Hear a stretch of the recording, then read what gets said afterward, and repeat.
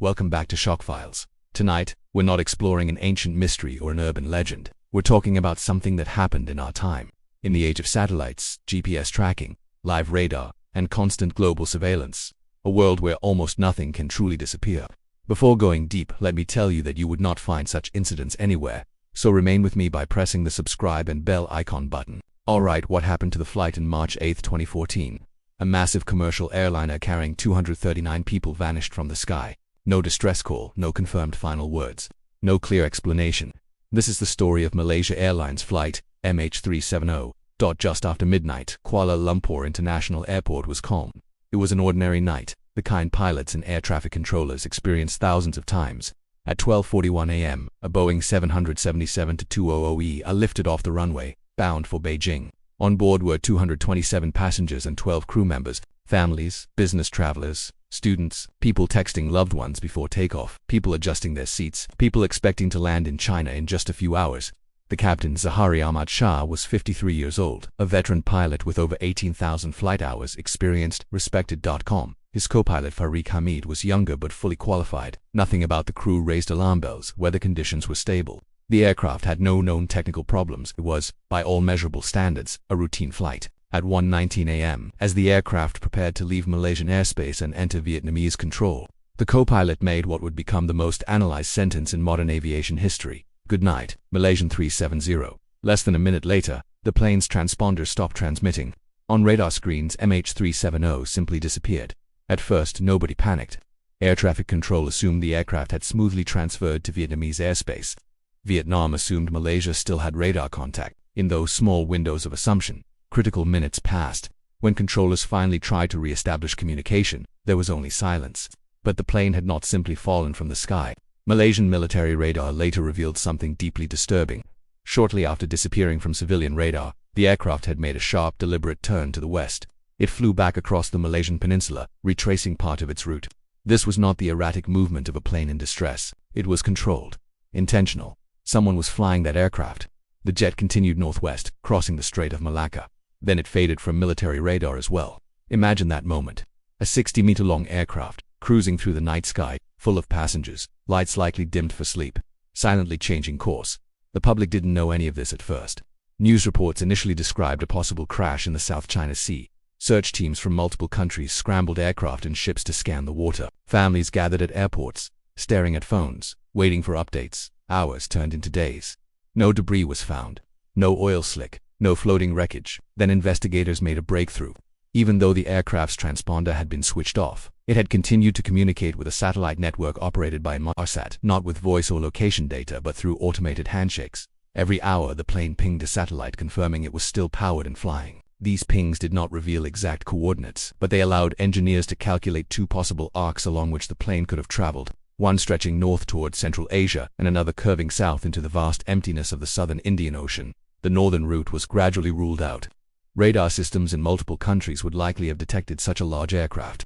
That left the southern arc one of the most remote stretches of ocean on Earth. Data suggested the aircraft continued flying for up to 7 hours after losing contact, 7 hours in the dark, over open water, with no communication. The theory that quickly gained attention was pilot involvement. Investigators examined Captain Zahari's background. They discovered he had a home flight simulator. On that simulator were deleted files. Some analysts claimed that one recovered simulation resembled a path into the southern Indian Ocean, but simulations are not confessions. Pilots practiced countless routes. No suicide note was ever found. No financial distress was proven. No extremist ties were uncovered. If it was intentional, why no final message? Why no manifesto? Why no claim of responsibility? Other theories emerged. A hijacking. Yet no terrorist organization claimed credit. No ransom demand was made. A catastrophic onboard fire. That might explain disabled communications, but a fire severe enough to knock out systems would likely trigger emergency procedures, including a rapid descent. Radar data indicated steady controlled flight at cruising altitude. Another possibility was sudden decompression, a failure of cabin pressure that could render everyone unconscious. In that scenario, the plane might continue on autopilot until fuel exhaustion, eventually crashing into the ocean. This is known as a ghost flight, but decompression does not explain the deliberate turn back across Malaysia. Every theory seemed incomplete. In July 2015, more than a year after the disappearance, a piece of debris washed ashore on Reunion Island in the Indian Ocean. It was identified as a flaperon from a Boeing 777, confirmed to belong to MH370. Additional fragments later appeared along African coastlines. These discoveries strongly supported the southern Indian Ocean crash theory, yet the main wreckage was never found. An unprecedented underwater search operation began. Scanning more than 120,000 square kilometers of seabed, it became the largest and most expensive search in aviation history. Deep-sea sonar equipment combed through underwater mountains and trenches. Nothing conclusive was located. In 2017, the official search was suspended. Think about that. A modern wide-body aircraft, nearly the length of a football field, and it remains lost. For the families of the 239 people on board, the absence of answers is its own torment. Grief without closure. Anniversaries marked by uncertainty. Some still believe their loved ones could be alive somewhere. Others demand renewed searches. Every new debris discovery reopens wounds. The disappearance of MH370 is more than an aviation mystery. It is a psychological one.